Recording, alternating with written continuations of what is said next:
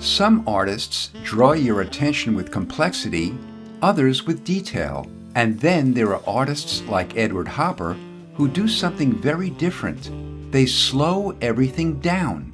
There's a voyeuristic quality to his paintings. It feels as if we're quietly observing a private moment. Studies of solitude, light, and modern life. My series of videos about artists I love aren't biographies.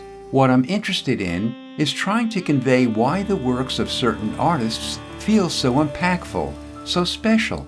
Edward Hopper is considered one of the most important American realist painters of the 20th century. For me, what makes his work so compelling is the exquisite psychological silence he creates.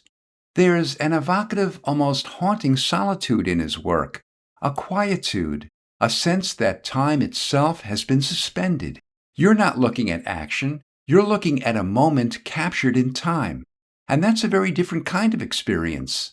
Hopper took ordinary American scenes like gas stations, railroads, theaters, and transformed them into something deeper, something psychological, almost cinematic.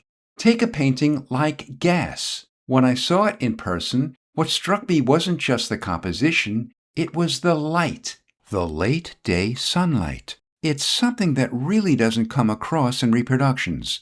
In person, it fills the space, almost extending beyond the painting itself. Light and shadow aren't just visual elements, they're emotional ones. They shape the mood. They define the space. They give the subject emotional weight.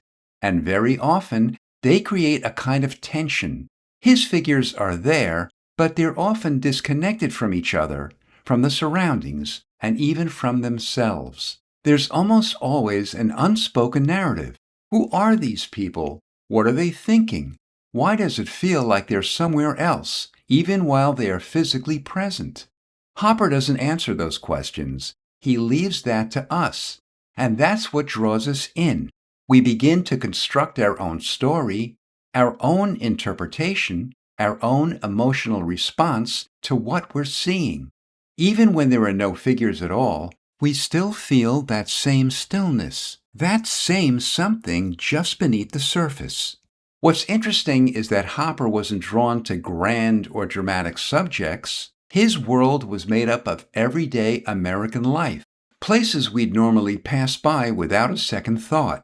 But he saw something in them, and more importantly, he knew how to reveal it.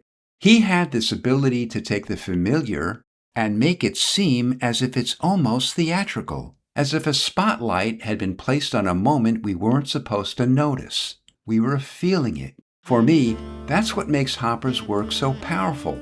It's not about complexity. It's not about technique for its own sake.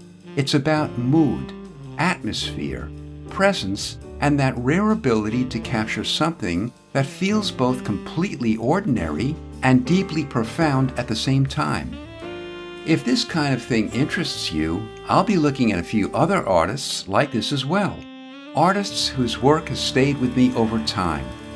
This is Marty. Thanks for watching.